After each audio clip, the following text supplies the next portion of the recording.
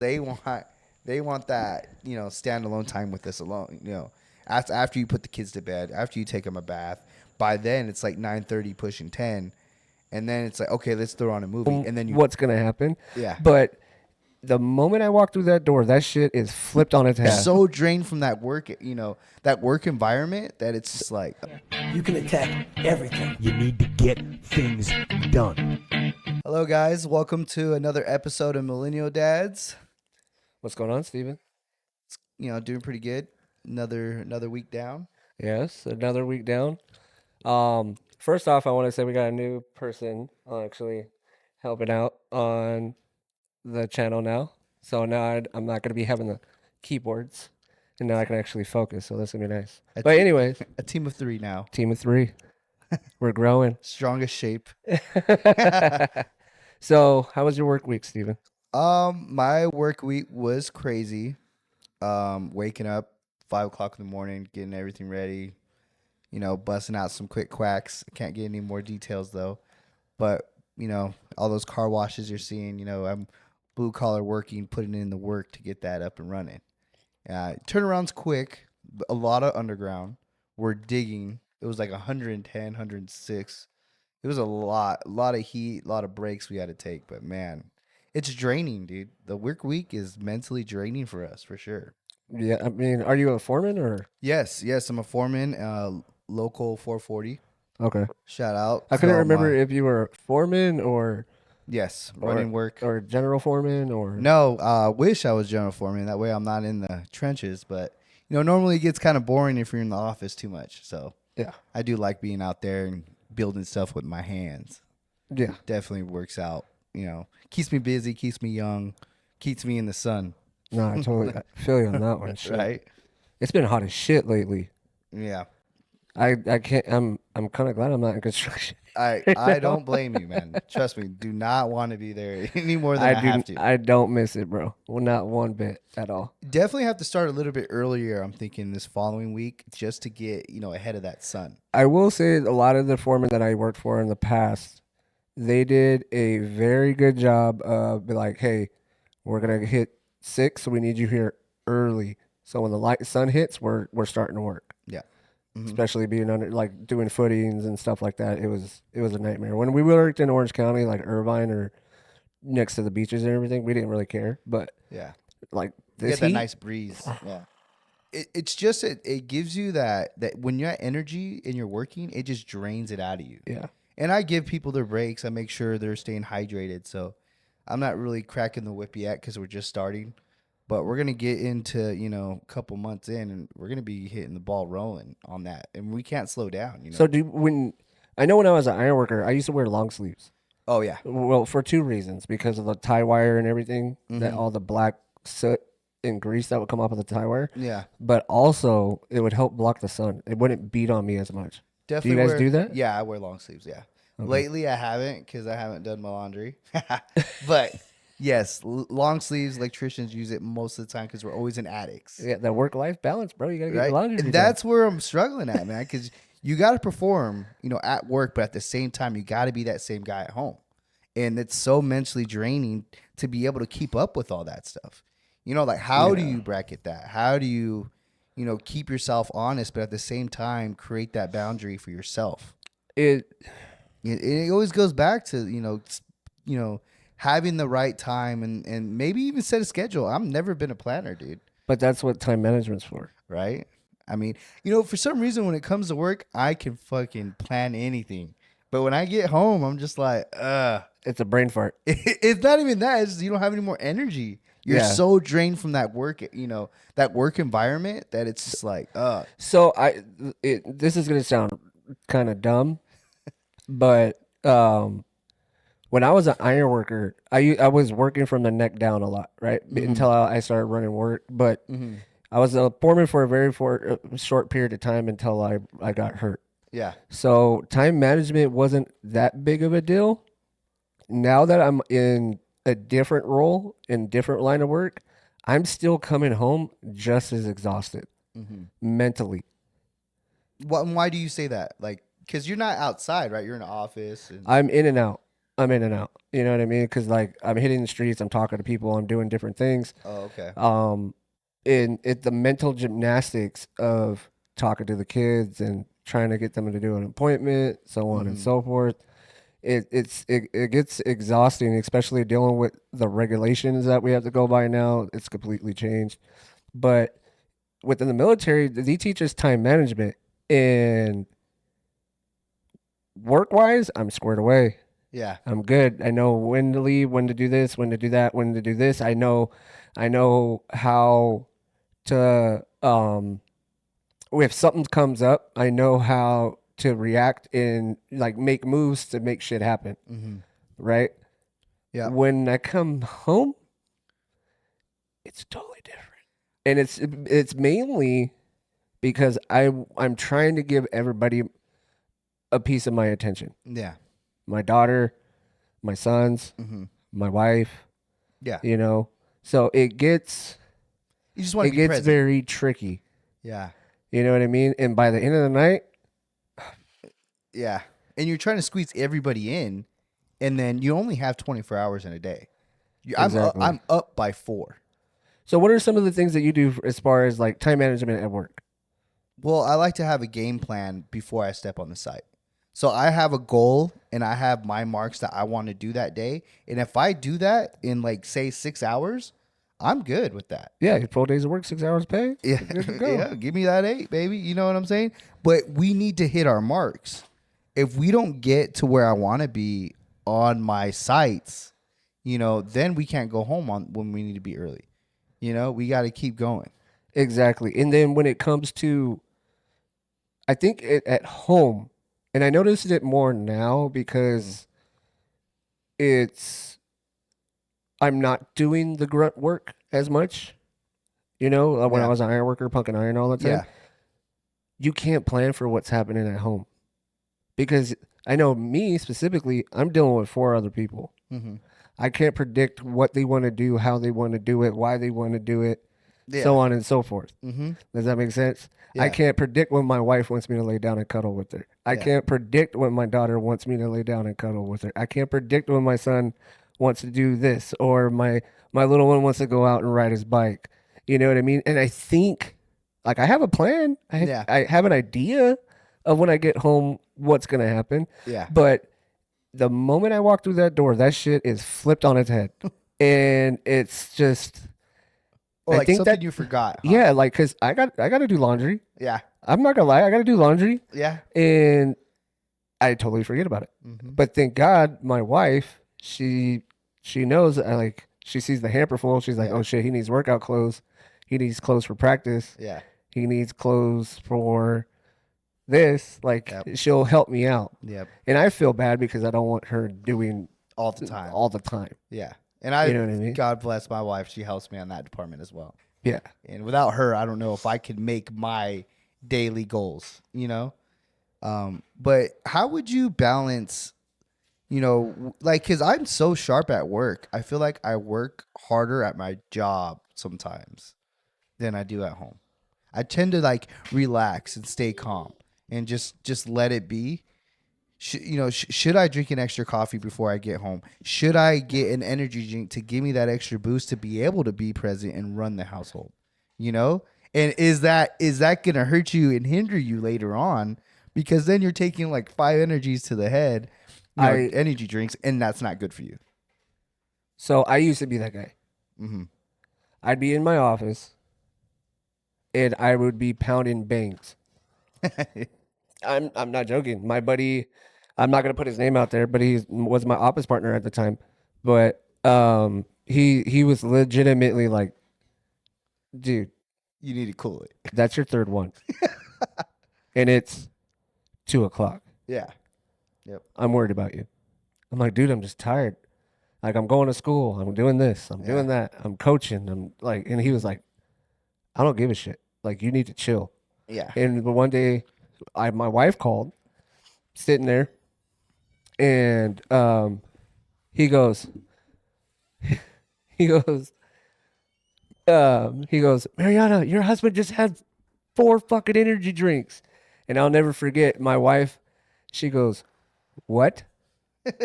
And my office partner, he was like, yeah, he needs to cut that shit out. So I've been dialing it back. Now I still have one a day. Yeah. Like I have my moments where it's like one a day. Sometimes I go like 3 weeks without having one. Yeah. But again, it goes down to that time management. And I think when it comes to the energy part of it, I notice a big difference when I'm hitting the gym consistently. Get that extra boost. Yeah. Yeah. Like I wake up Better. better overall. I- In terms of the energy part of it, it could be a 3 mile run. You know what I mean? It can be a walk. It could be a lot of different things. But I noticed a bigger difference when I'm actually working out. Mhm. I know you recently started getting back into it. Yeah, trying to get back on my workout game, but definitely been slacking. I have a challenge with my buddy Corey that we have on the Nike app that we like to tally how many miles we run in a month. So that guy, he's a machine right now. That guy's on 13. I'm barely on 8. Gotcha. So, but I'm back. I'm coming a little. My thing is, I can get going. I can mentally prepare myself. I'm going to the gym, and we're doing this. It's like that 5th week where I'm like, man, I've been doing good. I'm tired. I deserve this day off. And then that day off trickles to 4 more days. So I listen to my body. I understand you earned that day off. Yeah. It's more so because even the kids see it, even my wife sees it. Like when I'm really dragging ass, like my wife, she will force me to go take a nap. My daughter will say, Dad, go take a nap. Yeah. My son doesn't really give a shit, but my daughter and my wife, they're like, Yeah. Dad, You need to recharge your you batteries. can tell you're hurting. Yeah. Go take a nap. Yeah. So that helps. But as a dad, do you think it's important to stay in shape? I know it's really hard. That's a misconception because the dad bod, right, is back in supposedly. Mhm. But is the dad bod really good for us in the long run? It's it's really not. So you're busy, and Yeah. I don't mean to interrupt you, but a big question I was going to ask too, on top of that. So it's kind of like 2 questions. Do you think dads should stay in shape? Jesus, and how should you manage your time to go to the gym? Wow, that's actually a great question because your wife wants your time too when you get home. So that's really tough, but definitely you got to set those boundaries and make that a point to where you do take some time for yourself. Create that mental health and burn off some steam because you have to make sure you're okay to be able to be present and support your family. So definitely working out at least 3 times. What do you think? 3 times a week? It sounds reasonable. If you're just, starting into it, I like to go every day. Just makes my day feel better and complete. If I do run 3 miles, a soft little jog and lift. But man, there's a lot of people recording in the gym, like heavy. I don't know if it's because it's summer and there's a lot of kids, Gen Zers out there that's just like posting up their iPhone and just doing curls. And it's kind of It gets really annoying. That's why I can't get Jacob in the gym because he doesn't want to deal with that. I'm like, dude, you don't have to go around it. Just we'll go over here, But he's like, no, I don't want to see it. And I get it, but that's another topic. But definitely, it's important for dads to be in shape because you're going to be running with your kids. You know what I wonder is how many dads are actually obese. What is the what is the male obesity rate at the age over the age of 25? Can you look that up for me? So at the age of 25, So- how many male are obese? Yeah, over the age of 25, how many males are obese? What do you think that number is, Max? 60%. That's high. You think? I'm guessing 60%. Over 25? In our 20s, I was still living pretty good. Remember I told you to spell out the numbers. But yeah, I mean, over 60, that's a high number, man. Maybe that could be it. I'm thinking 40. No, I'm saying 60. I'm saying 60. Maybe, man, that's gotta be. Hold on, we're getting it right now, guys. 60. That's got to be at least majority of men that have kids, right, in that age. Holy crap. Okay. So nearly 1 in 3 adults are overweight. More than 2 in 5 adults, 42% have obesity. About 1 in 11 adults, 9.2%. Was that 34.1 is male? No, Yeah, that's so just, you're that's according to 2017. ah, So keep going down. Oh, there it is. 40 but men right there. Boom. 46.4%. So we were almost right. So we were both in the middle. yeah, we were close. Yeah, we were close. So Yeah, that's crazy. that's tough, man. So 46% So of males in the United States are obese. the dad bod is real. That's nuts. Yeah. So And how do you expect to keep up with your kid at So- that level? You know? my thing is this: you have to have a support system, right?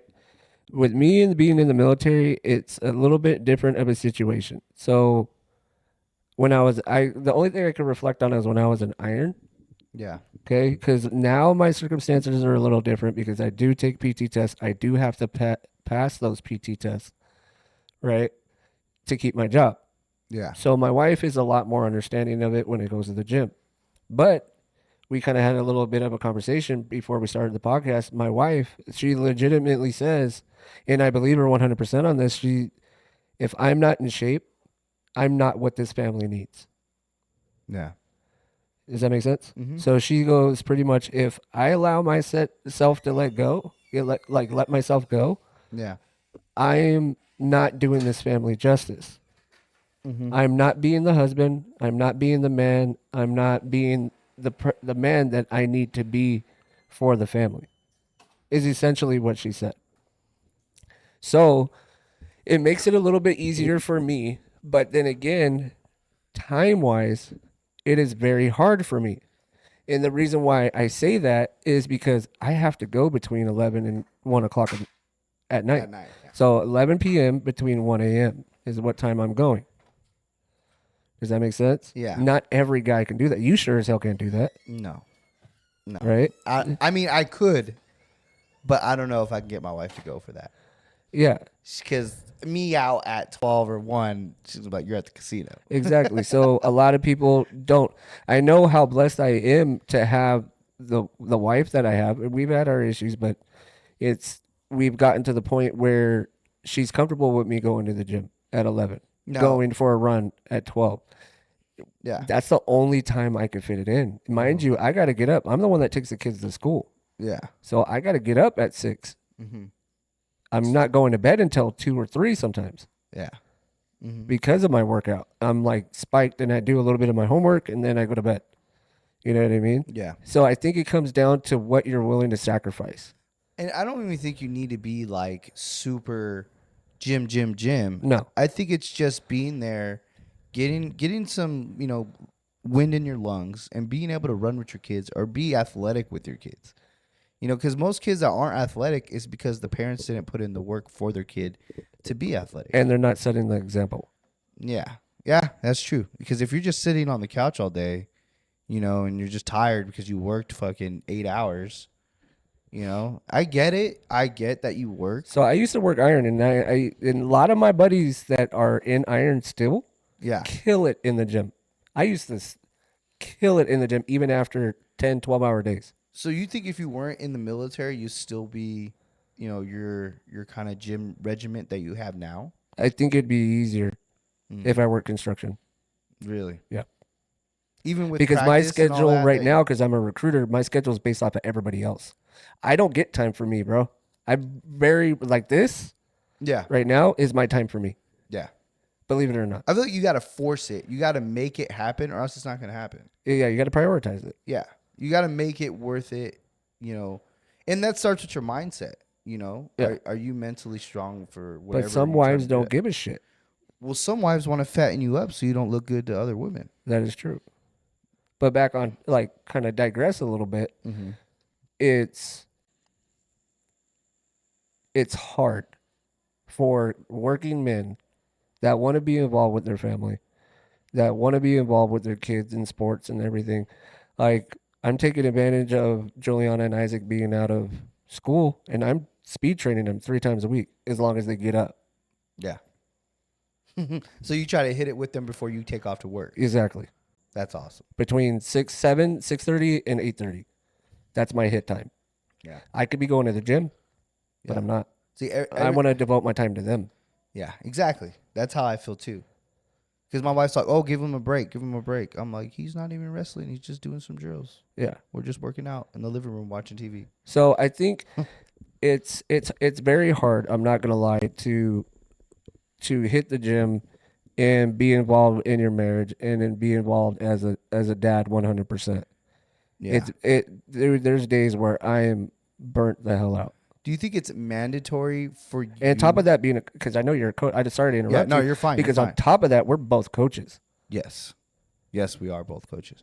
And that's devoting our time to make sure we're there, not just only for our kid, but for whatever kid that might come in contact with our kid. And yeah. And you have to, and there's like a sweet spot that you have a little bit of time to make yourself prioritized, you know? But again, it's not about us no more. As soon as we had those kids, you know, it's all about them. And that's why sometimes I'd rather work out my son than get myself a workout. You know, I'd rather, okay, maybe I might not go to the gym today, but I'm going to work my son out. Yeah. And back on to what you said as far as there's a lot of competitive people out there. So I want to bring it back to you said it doesn't matter what you're getting in the gym as long as you're going. I agree to a certain extent. Mm-hmm. Okay. I can only speak to myself and my wife. Yeah. We're competitive as hell. My son will never be faster than me. My son will never jump higher than me. Well, you don't know that. He will never catch more than me. No, but it's a competitive thing. Oh, I see what you're saying. You yeah. get what I'm saying? It Yeah. drives me to be better so I can always set the example for him. Yeah. Does that make sense? Mm-hmm. So like when we're in the gym, I want to keep pushing my 2-3 plates Yeah. until he gets of age where I know he's going to surpass me. He's already going to surpass me. I already know it. Yeah. But it's that competitive edge that's going to That drives him. Yep. Mm-hmm. Does that make sense? Yeah. Does that make sense? No, yo, Yeah. absolutely. Absolutely. So And yeah, that's it's setting an example, right? and that's that older brother role kind of thing, you know. You want to be better than your older brother or your older sibling, Mm-hmm. you know, in anything that you can. And that's what drives the younger sibling to be better than the older sibling usually, Exactly. you know. Yeah. And then for me, it's another thing because I coach my kids. Yeah. Julia, my daughter, not so much because I don't know soccer like that, and it pains me not to be able to develop her in a sport like I'm developing my son. Yeah. Mm-hmm. Does that make sense? No, yeah, definitely. So, but I know I can get her faster. Yeah. I know I can get those hips moving. You know the footwork. Exactly. So, And that's universal. yes, Yeah. it is. So, how am I going to coach them, show them, expect my team to do it, and I can't even do it? Yeah. Yeah. Yeah, and then those overweight coaches, you know, when they're screaming at their kids, get on the line, do all that, and they're like, oh, you can't do that. Yeah, I totally agree because there was a couple wrestlers I was wrestling, and I was kind of heavy. You know, I'm still kind of chunky right now, but, you know, and they're like, oh, you can't do that. And then I take them down in an instant. They're like, dang, you're faster than when I thought you were. And the thing is, that's so funny you bring that up because, and it kind of ties back, right? Because those coaches are supposed to be a role model, right? Yeah. So when I look at the players, I look at my daughter. She's getting older. She's gonna want to start dating at some point. I want to be the standard of what she's looking for. Yeah, you don't want no sloppy, you know, person because you're not sloppy at all. You hold yourself to a high standard. Yeah. Exactly. So I need to be that standard of what, or better than what my daughter is. If you don't meet me, There's an issue. there's an issue. Yeah. Does that make sense? And then when it comes to my son, I want to be the man that he wants to be. or at least have the same mindset, the same mentality Yeah. for my little one and for my middle son. So I want him to get in the gym and be like, oh, I want to be like my dad. And then you still want to be in shape for if anything did happen. But also, I want to be a good role model, dude. Yeah. Because I'm a coach. Like you Yeah. said, you look at that fat coach and you're like, how am I supposed to respect that guy? Yeah, you're living in the past. Yeah. Does that make sense? Yeah. So that's another way I look at it, because I didn't have any role models growing up. I didn't get a role model. That was a wasp, dude. No, it was a moth. Oh, was it? Yeah. All right. So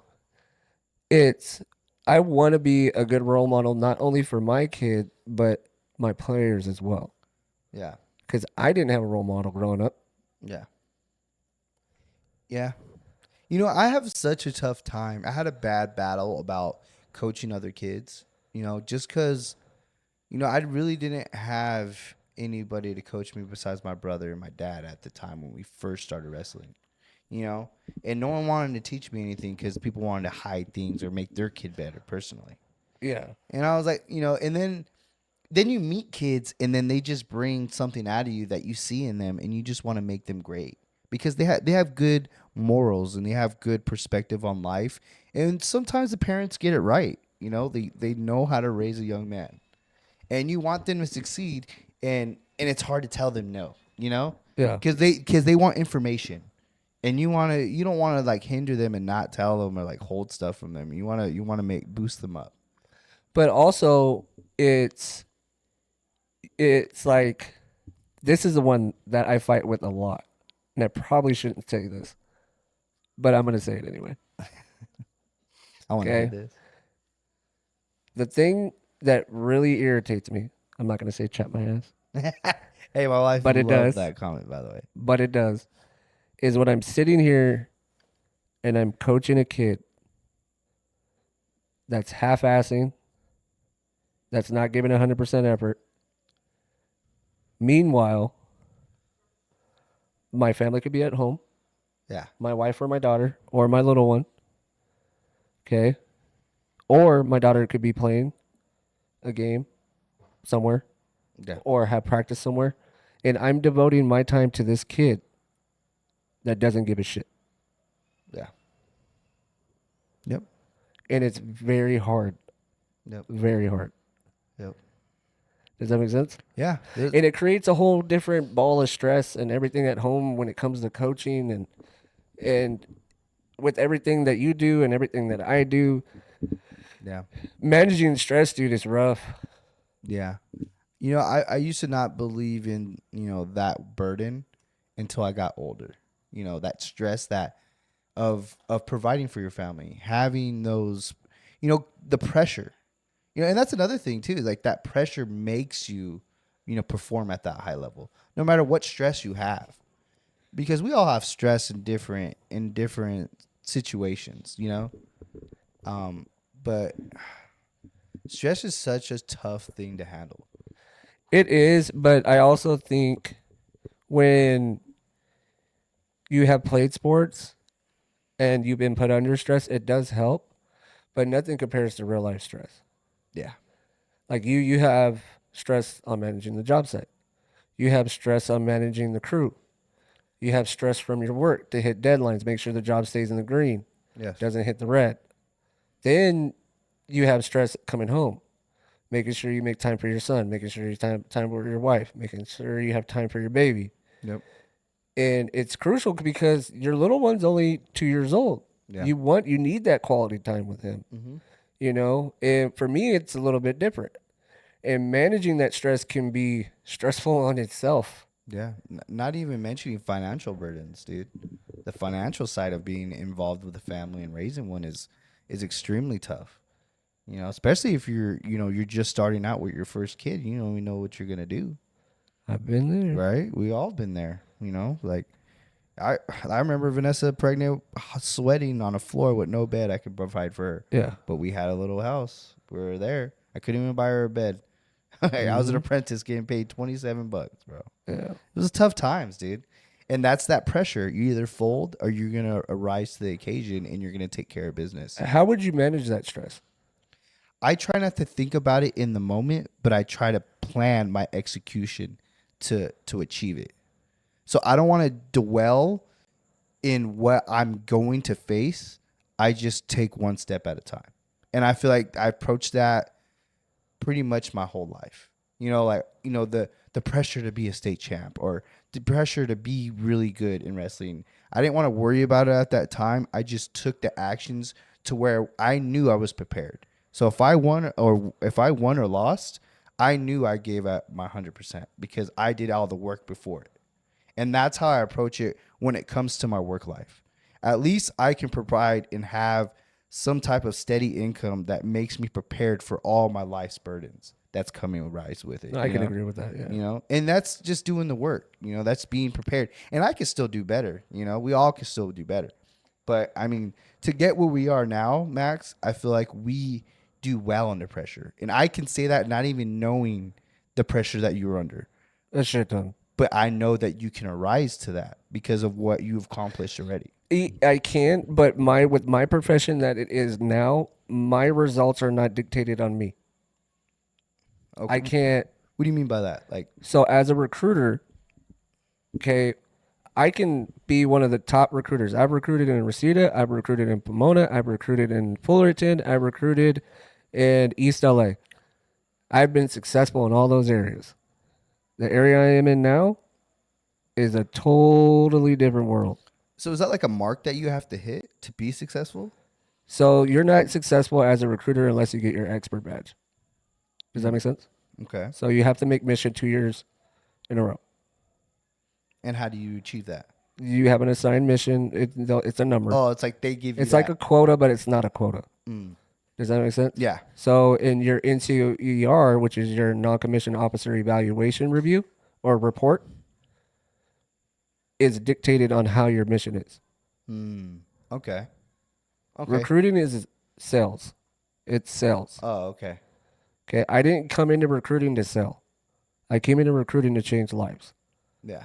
And that's legitimately what I came in for. When I was in East LA, I helped a lot of families become citizens. A lot. And that was near dear in my heart because of my in-laws. Yeah. I know what it was.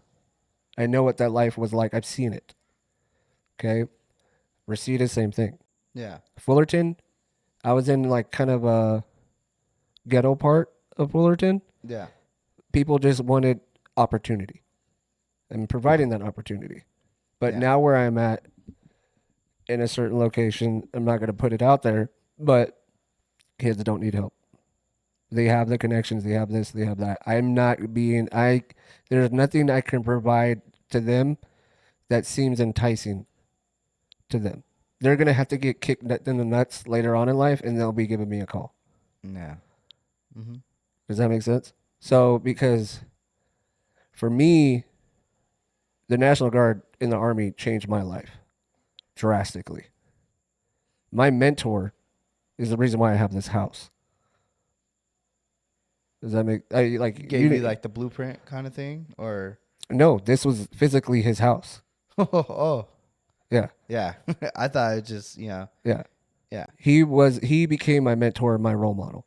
That's pretty cool. Yeah, because he knew my story.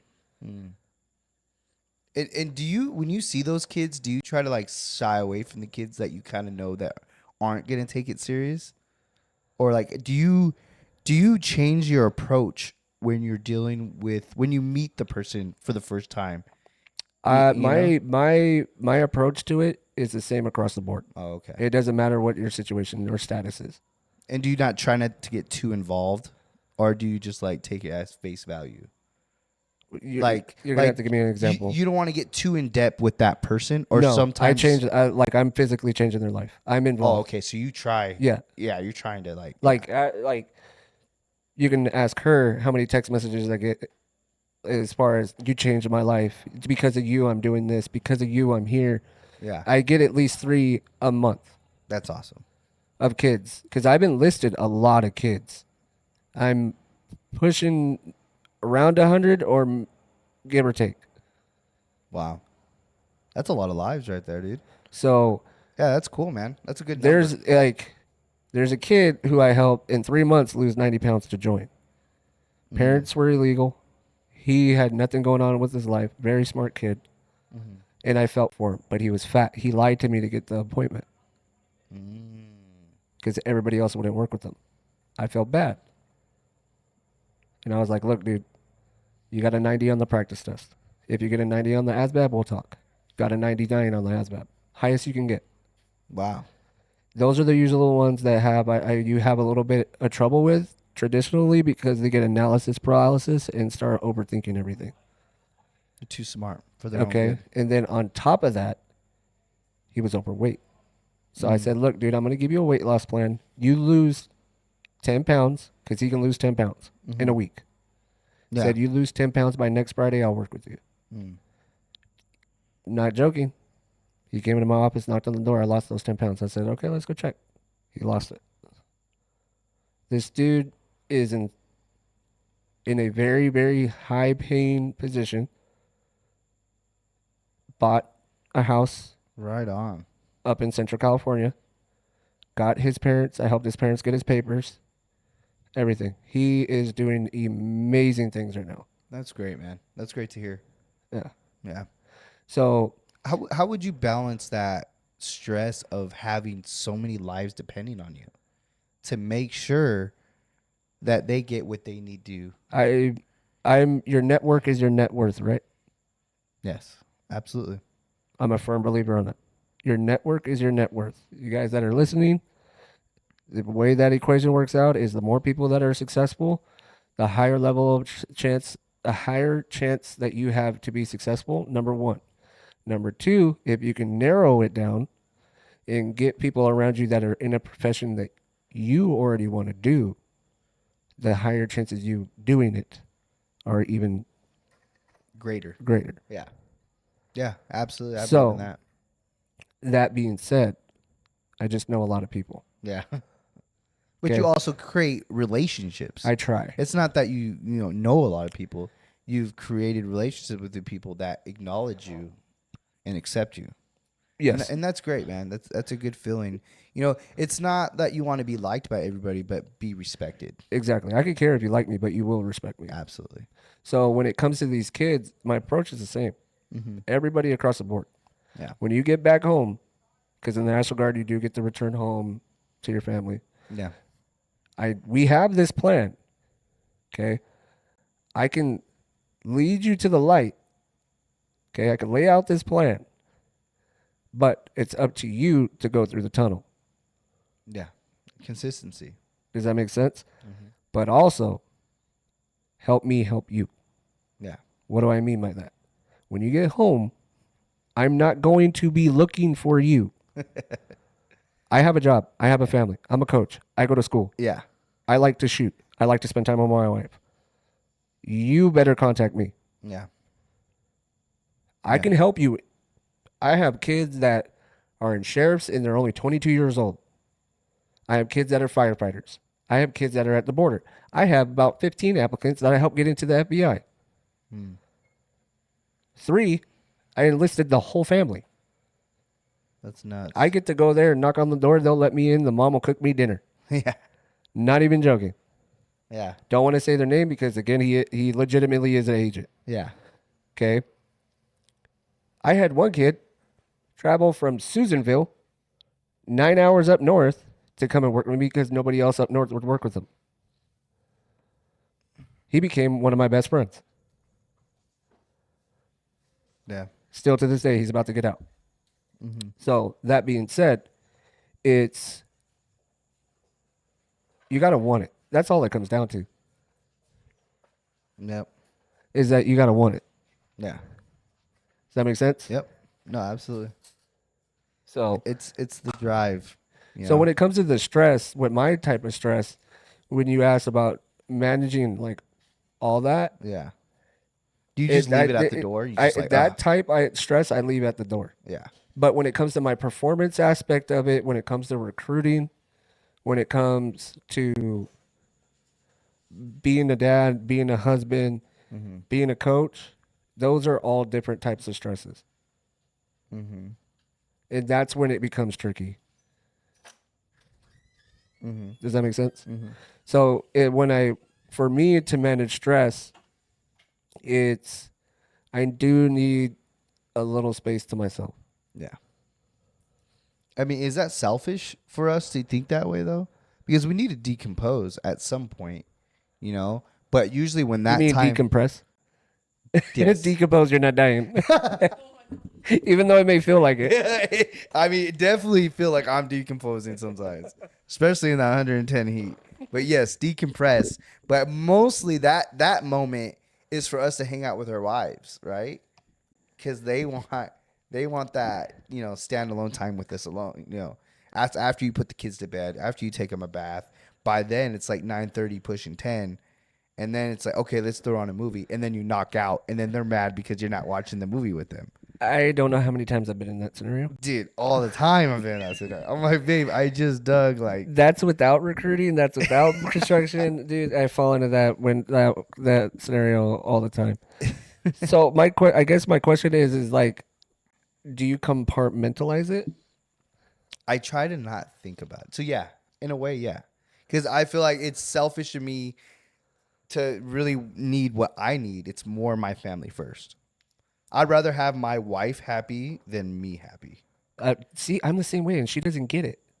I have to put her first because if I don't, then she's going to have a problem with me.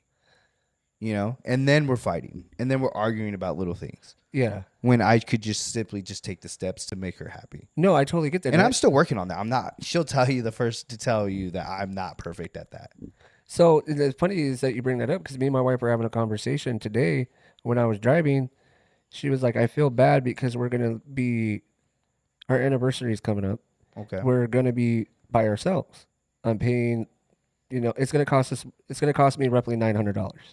Where are you guys going? So the plan is to go to Glen Ivy, get massages, get a hotel, have a really nice, relaxing dinner. Sounds like fun. Right? So my wife feels bad because the kids haven't got to do very much over the summer. So she's like, I feel really bad because she wants to be a good. I see where her point of view is, but what fucks me up in my mind is like, but where's your time? Where's our time that you have been complaining about? Yeah, they'll be fine. Does that make sense? There'll be other times. So it really I have to take what she says in stride, and I'm learning that. In the past I haven't, because just my marriage alone and my relationship with my wife alone is a stress in itself. Yeah. And when it comes to the kids, like my kids, that's a stress I have created for myself. You just want to give them the best. I want to give them the best, and I also want to be the best dad. I want my daughter to know I love her. I want both my sons to know that I love her. Yeah. Not just by me saying it, Yeah. but my actions as well. Yeah. So there's a lot of stresses as a dad, dude. Like us talking about it right now, I'm like you said, do you compartmentalize? I asked you Yeah. God damn it, compartmentalizing it. Yeah. So as I asked that, I started doing that. You start checking the actual boxes that you constantly think about. Yeah. Yeah. Yeah, dude. And I feel I can get lost in that. And that's why I don't try to see what I have to do by just preparing myself and just take it day by day. So what would some advice be for a new dad? Be there for the mom and take the infant as soon as you can. Yeah. Get that infant from her, give her time to heal, and then she'll be 10 times better for you. I learned that on the second go. Okay. The reason why I'm asking that is because this is something that we deal with on a daily basis.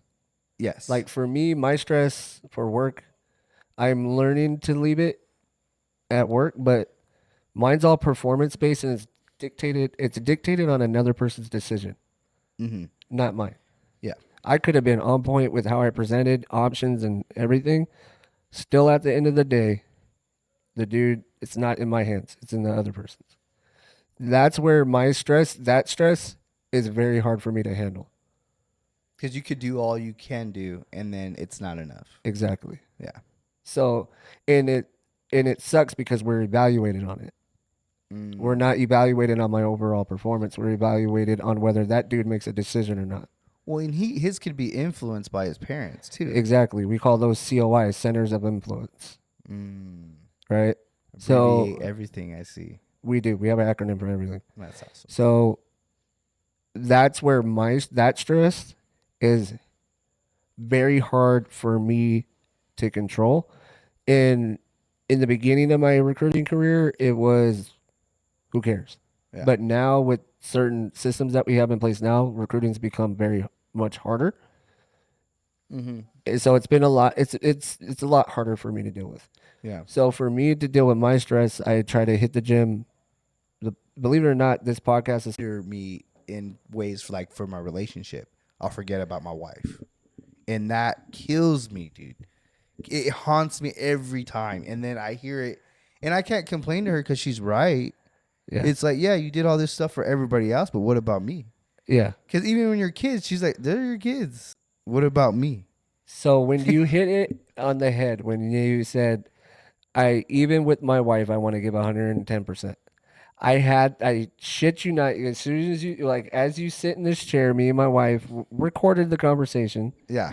I told her, I sometimes don't do things because I'm not going to be able to give you everything I want to give you, so I don't do it at all.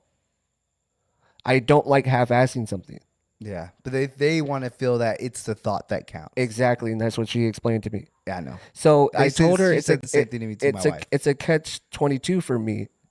I'm damned if I do, I'm damned if I don't. Because I'm damned if I do it because it's like, I want to be like, hey, this is what I had planned, Yeah. but I couldn't. But this is, and she looks at me like, Well, you said we were. but It's your word. no, not necessarily that. Oh, She's just okay. happy in the moment that I actually did something versus not doing anything at all. But I'm the one downplaying what I did, and she's just happy regardless. Okay. Does that make sense? Yeah, that's cool. That's what I meant by it. So Okay. for me, it's I told her that, and she didn't understand it. I told her like, sometimes I don't want to do anything because I can't give you what I want to do. Yeah. Yeah. I mean, my wife also told me too is that however hard you work at work, do the same thing at home. Different, And I tell her, and I'm still working at that. You know, like two different worlds. it's the thing is I'm so competitive in that world. That's why I am in the position that I'm in. Exactly. And when I'm home, I don't want that constant pressure on me. Yeah. Even though I'm starting to look at it and like, man, you're right. If I would do half the things that I do for my company on my house would probably be banging. Yeah. You know? Well, you're looking at it as a task completion standard, Yes. not energy put in, regardless if it's a task. I put effort in. Something I really do look forward to doing. And then shooting and gun stuff. Like it takes me out in coaching my kids, coaching my team, coaching and training people shooting. It pulls me out of the recruiting world, and I don't have to think about it, because if I'm not out of it, if I'm not pulled out of it, it's very hard for me to stop thinking about it. Yeah. Because I feel like we're kind of the same on putting our energy in something that we look forward or want to do. And sometimes things get, turned by this, wayside. Things that we're supposed to remember or we're supposed to do, we get caught up by something that drags us in and sucks us in. And because, I don't know, for me, I'm 100% when I'm trying to do something. We just go. Yeah. And for me, it's give 110% or don't do it at all because you're wasting your time. Yeah. And then that can hinder my kids. Like, as soon as I get home, I, bike, protein shake. I'm going to tell you right now, your wife is not talking about the task that you complete at home. She's talking about the time and the energy that you have put into the relationship. Yes, towards her. Does that make sense? Mm-hmm. So, trust me. Yeah, you're not saying I'm some guru. No, you hit it right on the spot there. And that takes time and energy, right? Because you're putting it towards her. So but you have to take care of your kids before you get to that, right? No, and it took me to go to church to learn this. Mm-hmm. I'm not saying it's right. You can agree with it or not. Okay. So, like I told you in one podcast, it's God, husband, father. And it Okay. took me a very long time to understand that. Like, even when I walk through the door, my daughter and my wife are baking, I give my wife a kiss first. Mm-hmm. She knows. Then she knows it's her turn. Mm.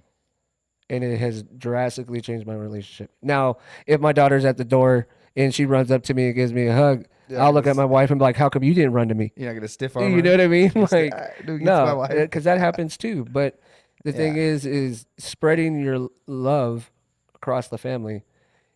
It is becoming easier for me, but also still a stress because I want to be that dad. How when you get It's an home? interesting way of thinking of it. So the way I'm thinking of it right now is you got to there's time management at home and then Yeah. there's time management at work. Yes. How do you manage your time at home? See, I see when I get home, my wife's exhausted. She has a 2-year-old and a 7-year-old that's driving her nuts. So by me giving her a break is I take the kids from her. I let her relax. And that's a form of stress management because your wife's stress becomes your stress. Exactly. I see and that's how I know, okay, I got to get home. So if Yeah. I'm hitting the gym after work, I know I got to get home cuz I got to give her a break. Cuz if I don't give her a break, then I'm going to hear it 10 times worse. And I don't want to hear it at 11 o'clock, 10 o'clock at night. So if I take my boys, I tire them out. When I bring them back in, they're exhausted. They drink water, shower, bed, out. Now I have time with my wife. That's how I try to see it. My goal is how can I tire my kids out the fastest? That way I have more time with my wife. Yes. And then if she's doing her own thing, watching a movie, watching her shows or whatever, okay, cool. Now I get a little bit of time too. Yeah. You know? It gets a little bit more tricky as you get older kids. For me, my time in stress management could be very tricky. Very tricky. Yeah, because you kind of have to force them to hang out with you. No, I don't want to say force, but I meant Not with my daughter. Not with my daughter. Not at all. okay. No, Because I'm sure they're into things and they have their own time and I couldn't imagine my kids being your kid's age, you know? So with my daughter, she is very. It's hard. She's not your typical teenage girl. So would you say what, isolated? No. Well, An at introvert school, as she at is, certain extent, which can isn't a be- bad thing. She can. I say this as she's the new addition. She's helping me change the channels. She makes our triangle You gotta complete. come closer. But my daughter, she is a bit introverted, but she's extremely intelligent. She gets along with a certain type of female, but she gets a lot better results having friends as guys. Okay. Okay. But when it comes just to our relationship as a family, she loves being around me and her mom. Yeah. She does. Mhm. I see it. I feel it. When I'm cuddling with my wife, she'll come and lay down with us and cuddle too. That's cool. Yeah, Jeremiah, he's very territorial when it comes to Vanessa. I- I lay next to her, he's like, grunts, hits me No, off. I get that one because Luke is I will say the biggest cock blocker in the world. So it's You heard it like, here first. like, oh my God. Like, well, I'll be laying down with Mariana and he'll go right in between us and I'll look at you and I'm like, and I'll just, Yeah. move over to her. Yeah. And Esteban's kind of like that because he can just like entertain himself. So it's very easy to just let him go by the wayside. And then you forget about him like, oh, where is he at? Yeah. He's fucking just, playing Roblox or whatever he's doing. That's why I'm so, I guess you could say I'm so involved with him because with Jeremiah, he's with me every step of the way. Esteban, he's kind of like, he became a preteen before he's even a teen. Kind of like that distant. I have to force him to hang out with me. Let's play soccer. Let's do this. Because if I don't, he'll just, it's easy to forget about him, Yeah. And he's such a good kid and well-mannered that he'll shake your hand, blah, blah, blah, and say hi to you. And then he'll do his workout. Like, okay, now I can have my time. Yeah. Cause yeah. You know, And and I don't want not that I'm not mad that he's independent in that way. I got him making sandwiches for himself now too, and I got him going on that. So that was a pretty cool win for me. yeah, so work-life balance is very tricky. It can be very it's hard to balance it. But I think when couples, it's very key. People don't just give up on each other. That's a whole nother topic.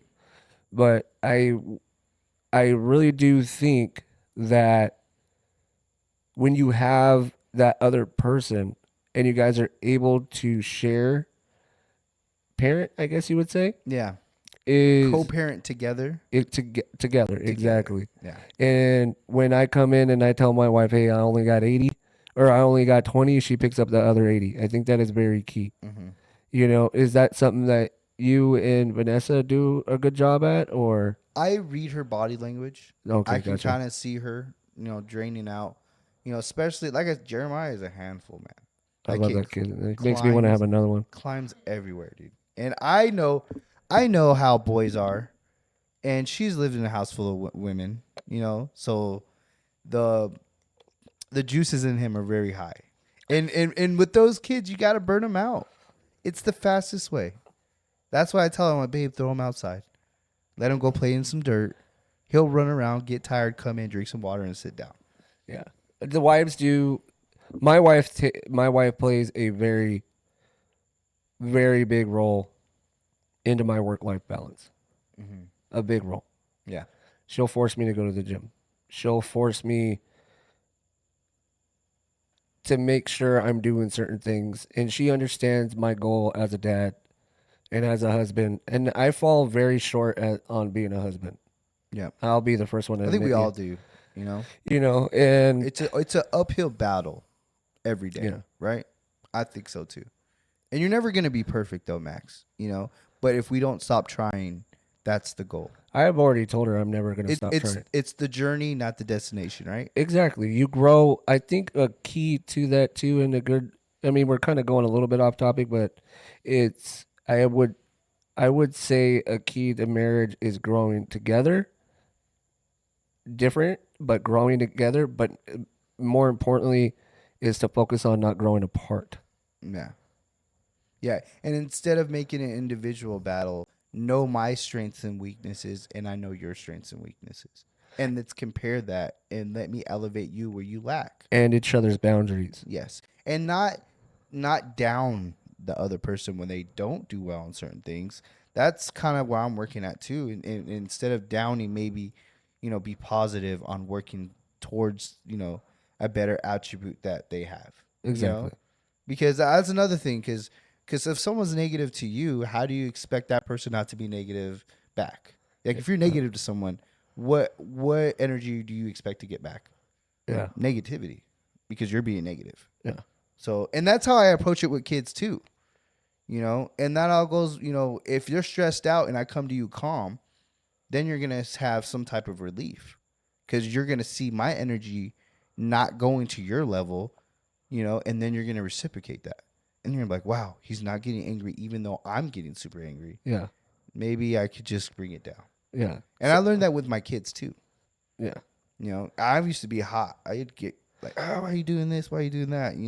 Now it's like, okay, try to be calm. So do you set boundaries with people at work with your time and then set boundaries at home with your kids or family or? Boundaries at work is tough because sometimes you meet people that are good people and you want to help them, and then you got to decide if he's really a go-getter.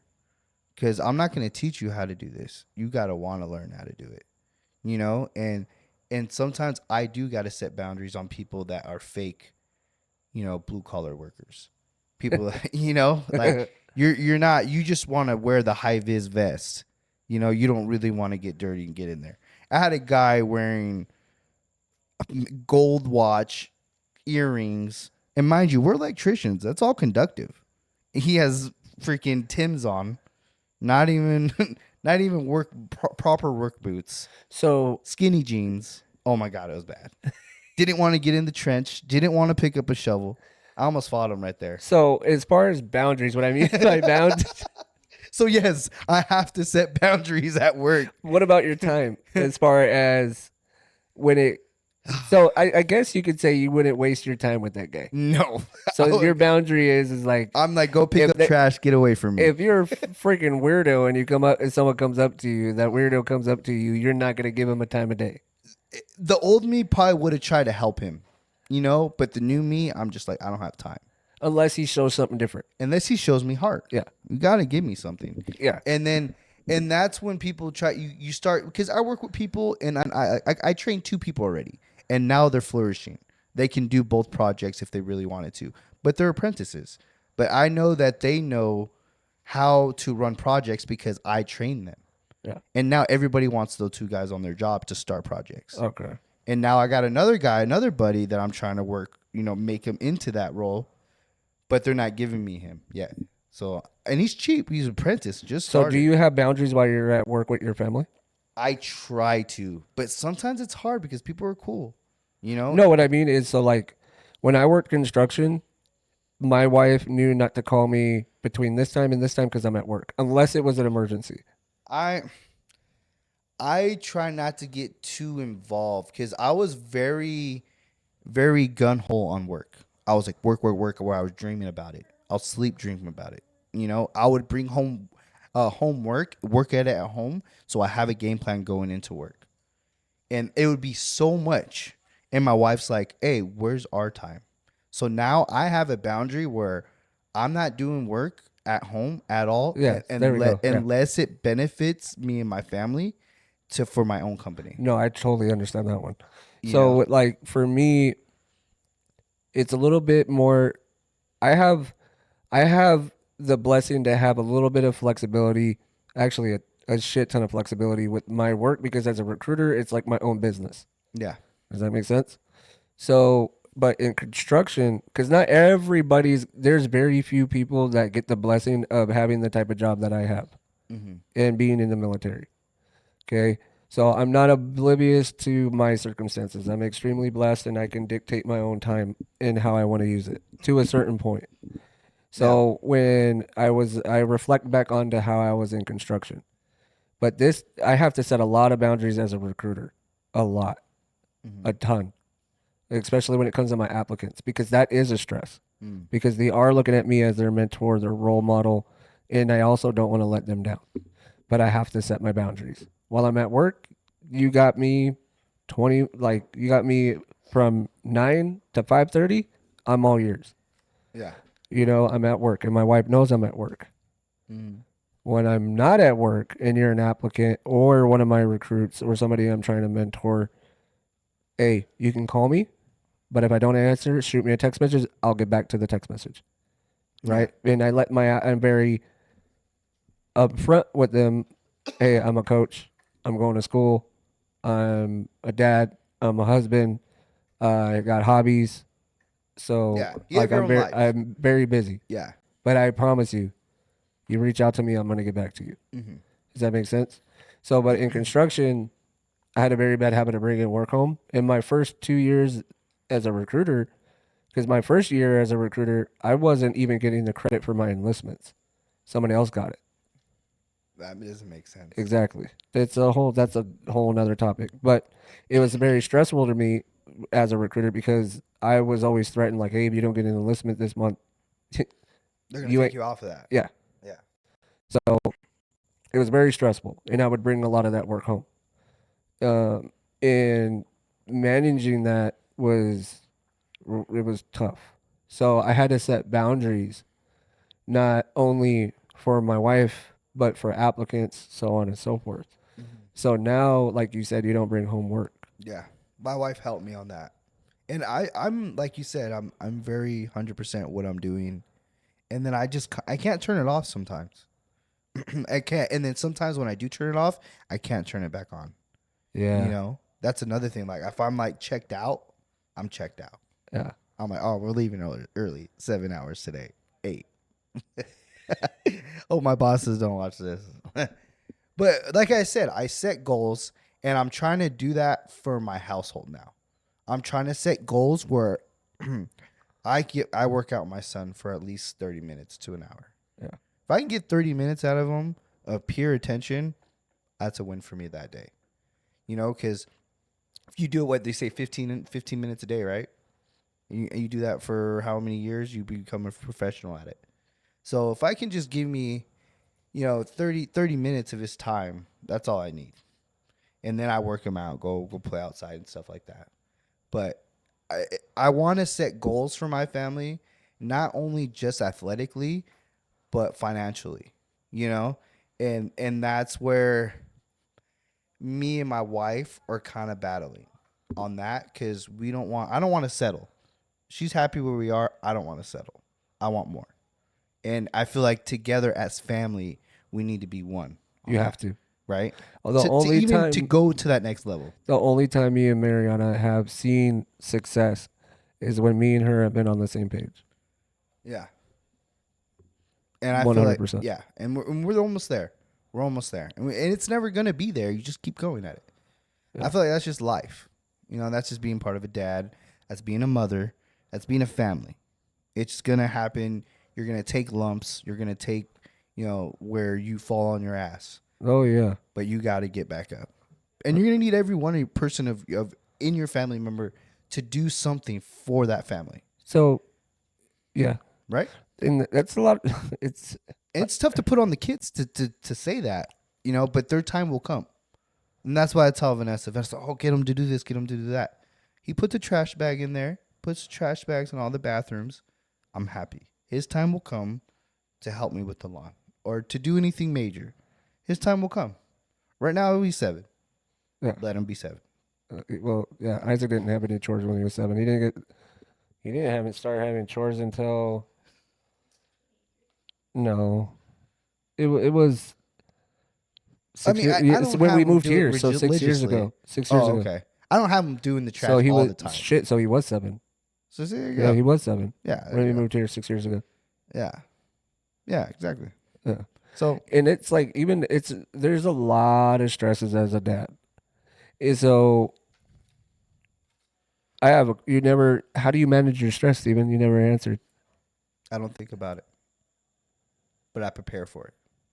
I don't think in the moment about it. I was going to say, how do you prepare for it if you're not thinking about it? I don't think about it in the moment of the pressure to perform. Does that make sense? So like I see my bills mounting, right? I see all my debt for my family.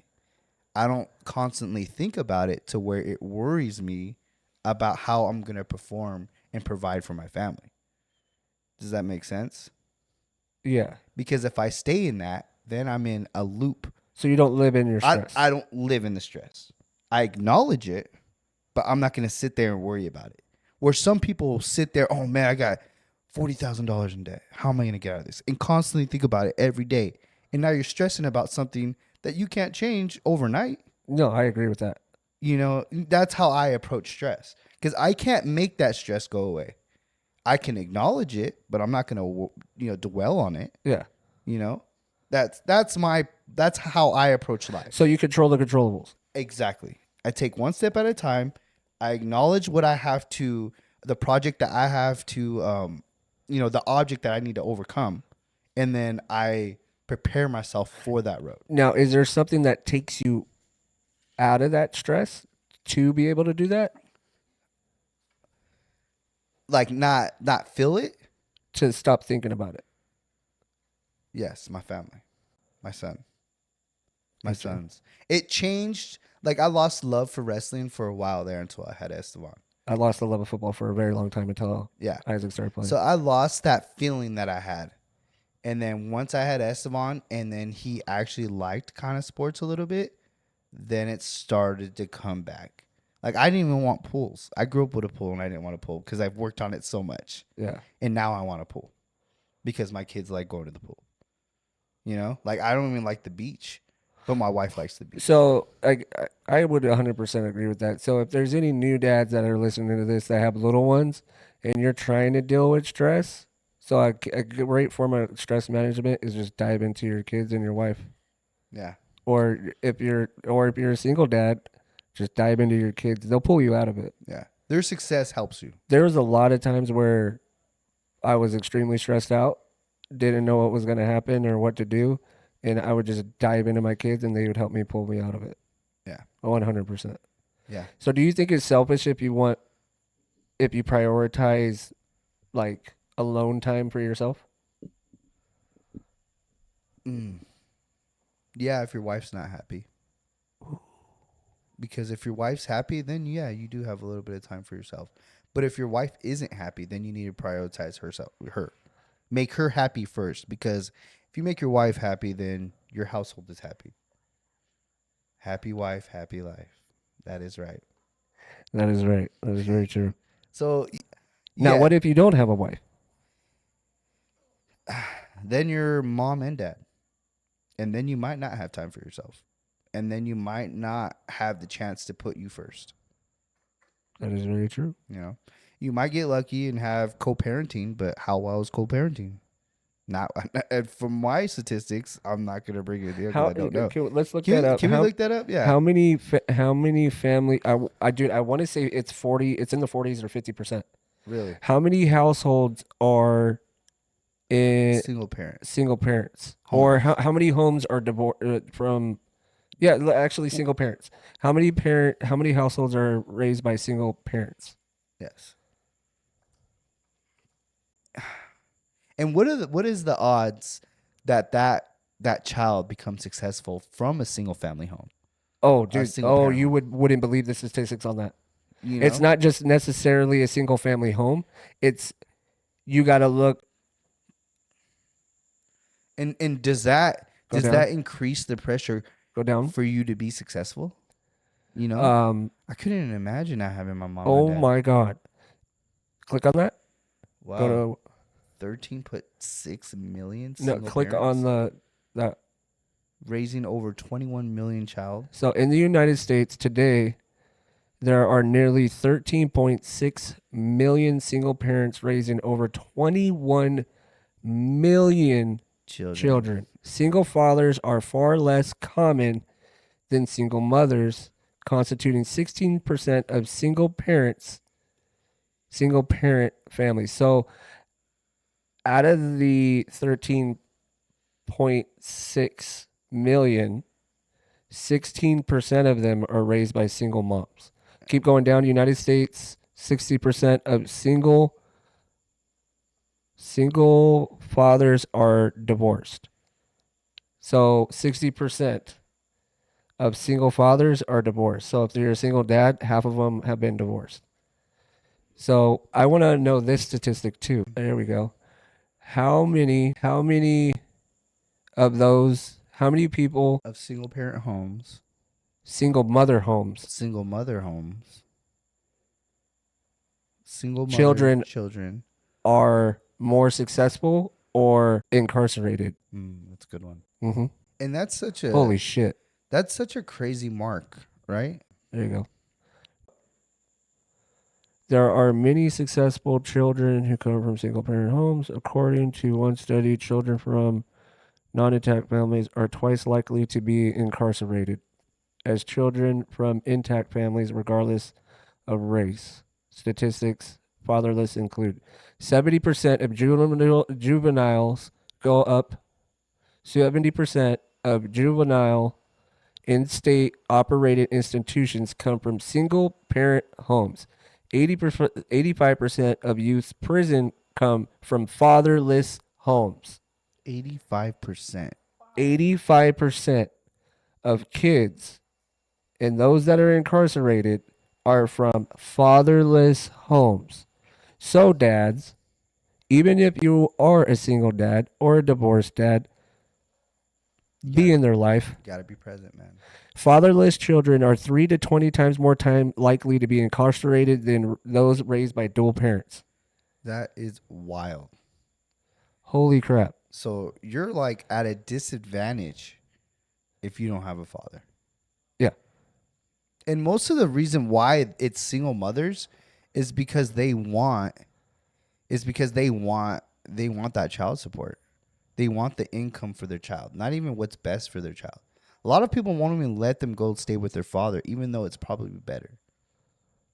So when it comes to work-life balance, dude, if you're a dad, be present. It doesn't matter about your work schedule either. No, it Right. doesn't. You just gotta want to be present. You want to be a dad.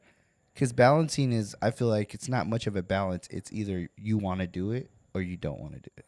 Yeah. So I mean, again, to what you said, like some people don't have the opportunity to be selfish. You know, Yeah, but or 85%. not necessarily selfish, but they don't have the opportunity to prioritize themselves for a certain amount of time. No, they do. They I just think don't. They don't want to comprehend that. They don't want to think that, oh, I could just send them with their mom and I'll be fine. I can go party. Yeah, there's a lot of that. You know what I'm saying? So you're saying you're gonna roll the dice on the 85% chance that your son is gonna be in juvie If you're not present. if you're not present by the age of 17. Imagine that. That's, And that's a lot. and then 70% of the adults are raised from that. It said so. 85% of all the youth across the United States. Oh, it said all the youth. Yeah. Yeah, across the United States, 85% of the youth. So 1 to 17. Yeah. Yeah. 85% of those kids that are in juvie are from a fatherless home. The statistic above that said 75% of all those who are incarcerated Yeah. Come from a broken household or from a fatherless home. from a father's home. And I wanted that statistic because millennial dads, that's nuts. I mean, isn't that what we strive to be? So that we can, not, I don't want to say prove, but be present, like we've been saying, as us as fathers. So that doesn't happen to our kids. Exactly. And that's why we're doing this, guys. That's why we're doing Millennial Dads, is to show, because I have a lot of buddies that are stressed out with just dealing with a toddler, dude. Like fresh babies that just got home crying their lungs out. And I always just reassure them, like, hey, these are the tough stages. Just be there, hold them, make them feel your presence. Yeah, I agree. You just got to be there, guys. Give your wife a break. She's not your mother. She's there to help you, and you're there to help her. So, in the way to look at it now, too, dude, is like when you want to be present and you're prioritizing that family time, and you're giving, even though you could be exhausted as hell, you can be punking iron all damn day, and you want to go to the gym, but that your kids want to spend time with you. Take that time and spend an hour with them, 2 hours. Yeah. Let them not just, but you can't just give them that time. They gotta feel that you're there. Yeah, don't just be on your phone. You're It'd around be your kid. half-assing it. Yeah, don't just be like, oh yeah, good bike. Yeah, no. So I do have a boundary. I'm not. I do, and to backtrack it a little bit for myself. Mhm. I have my own boundaries. When I am home, my phone majority of the time is on the counter. Do you have a work phone? I have 2 phones. Also, you do have two. They're both on the counter. Okay. When I am laying down watching a movie, my phone is on the counter. No. When I am with my daughter, my phone is on the counter. When I am training, there was one day I was training my kids. I kept getting blown up for work, and it was pissing me off before it was, because I didn't even need to be there yet. That shit stays in the car now. Yeah. Does that make sense? So Dude, you got to be present, and Yeah. you can't just half-ass it. Yep. So even if even if you only have 30 minutes and you really do have to go and do something, dive into that 30 minutes Mm-hmm. head first. Yeah, and sometimes you might have to force it with your kid, but don't be dramatic with it and make it, spiteful where he doesn't want to hang out with you no more. Some people have a bad habit of doing that. Yes. And I'm not saying I fell into that for a little bit. I just talk shit to Isaac. I'm not gonna lie. You I talk see- shit to my son, but like, hey, dude, you've been in your room all day, fucking hermit, and he'll come out. Yeah. Or I'll go in and be like, hey, you don't love us or what? And then I'll just walk out. Yeah. See, And then- he responds from negativity well. Yeah. I was the same way. I responded from my dad's negativity. Yeah. Esteban's not. Oh, dude, you should have saw him today doing a drill. He was getting so pissed. he was getting so mad. He kicked the cone. He was that bad, huh? Yeah, he was pissed. Yeah. Yeah. Like I got mad at him, but But that, yeah, he responds to negativity. Yeah. I'm like, well, dude, I'm like, you're not doing it right. I'm like, well, how am I supposed to do it? And I'm like this. Nah. When Esteban doesn't, he doesn't respond to negativity well. Yeah. He'll like spaz out, like whatever. I don't want to do this anymore. But I will tell you this: if you have a daughter, approach with love. Yeah. Straight up. Approach her how you would want her man to approach her. Yeah. Because if her boyfriend, if I later on in life she has a husband and she came at him sideways, I'm gonna be like, yeah, like you're gonna get your ass beat. So I have to check myself sometimes, you Yeah. know, and I have to check myself with my wife too, you know. But for dads out there with your kids, work-life balance is tough, but prioritize that time anytime you get with your kids and cherish it. Yeah. Yeah. Don't get sucked into the work and be a workaholic where you're not working on your family. And And it happens to the best of us, dude. I'm gonna take a piece from you and compartmentalize each type of stress. Just don't see it all in one. Because I struggle with it, dude. I'm not gonna lie. You know, my wife struggles with it a lot. And She gets anxiety from it. And I'm telling her, I'm like, they're not going to disappear. Whatever problems we have are going to be there tomorrow. We've seen it. We recognized it. That's all we can do in this moment. We'll come back to it. I think my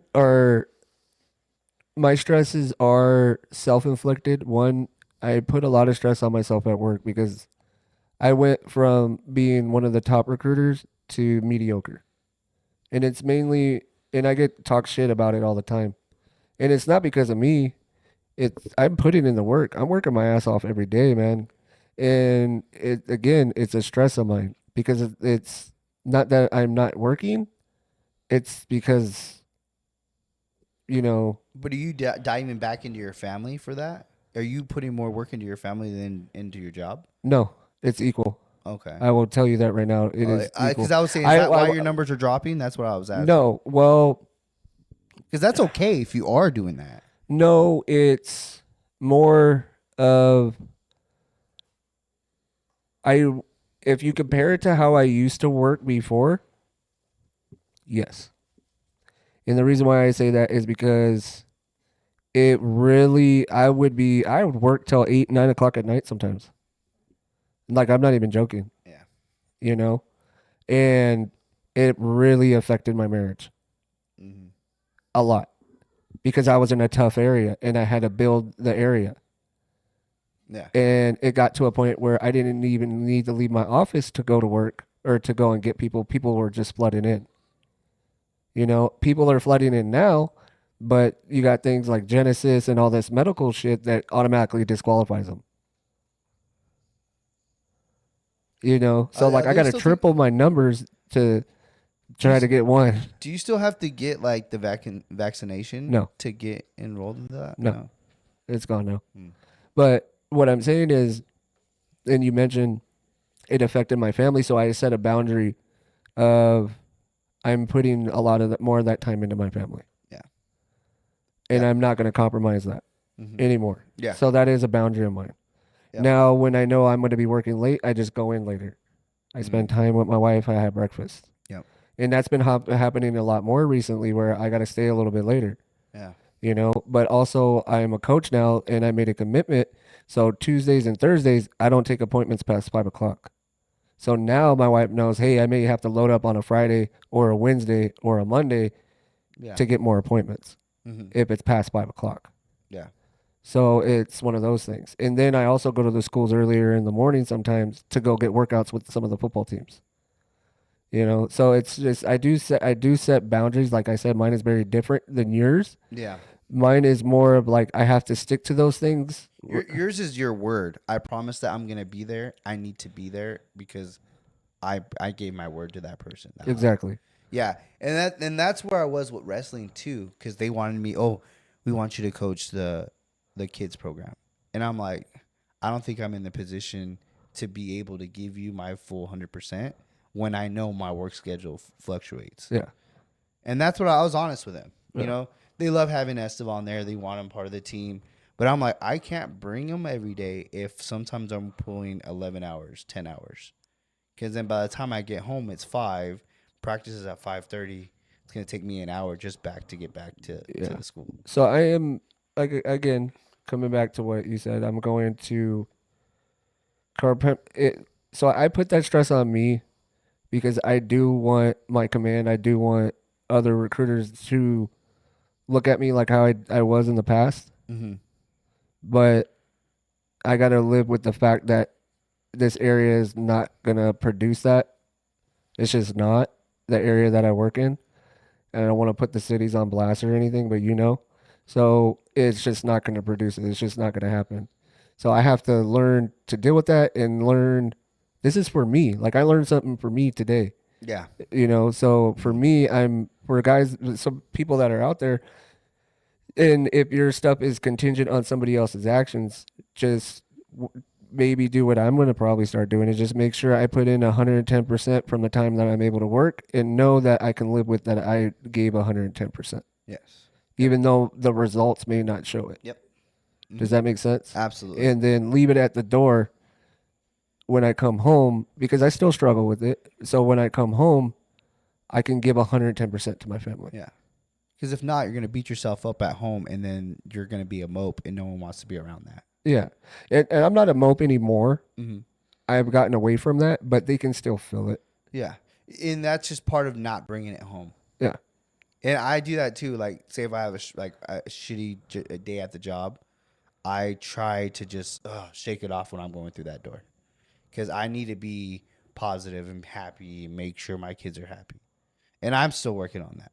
So I totally understand where you're coming from. Because it's hard to shake because you're thinking about it. It's almost like shedding a skin, and then coming in through the door. Yeah. No. Yeah. Absolutely. Yeah. It's actually a great, yeah, that's a great way of looking at it for sure. Yeah, man. So if there's some advice that you can give, fatherly advice to somebody that's a new dad. The hard times will pass. The great times are momentarily, but if you keep grinding, you will achieve your goals. I think that's a good one. That's the first thing that popped in my head. And I'm still learning to do that, guys. So I'm not It's perfect. a process. I think I would tell that to new dads. Yeah. It's a process. It's a process. Yep. You're going to fall. It's going to suck. But those good times will greatly outweigh the sucky times. Yeah. Because I know for me and my wife, we look at the sucky times, and same with my 2 older kids. They look at the crappy times and know that we had to get through those times to where we are now. Yeah. And just, it's a season. Yeah. And then on top of that, dive into your kids. Don't half-ass your time with your kids. Mm-hmm. Yep. That's how you work-life balance. Present fathers lead to success. Exactly. It shows it obviously in Successful statistics. households. Yep. You know Absolutely. what I mean? And love your wife. Not that we're more important than the mothers, but we're a big, big attribute to our families, and we need to hold that standard. Yep. I would agree. Yep. All right, guys. Well, we went over a lot today. I think it was a good one. Let us know let us know what you think. Let us know what you guys want to talk about. But most importantly, like, share, subscribe. And I have noticed on the stats that 80% of people that watch our videos aren't subscribed. So please, if you watch a video, subscribe to it. That is the easiest way to help us. And then also, leave a comment. Let us know what you want to hear. Yeah. Throw some topics out there. We'll love to touch base, whatever you guys are feeling. And thanks again for tuning into Millennial Dadz, guys. Yeah. This was fun. We'll see you on the next one. Take it easy. Later. You can attack everything. You need to get things done.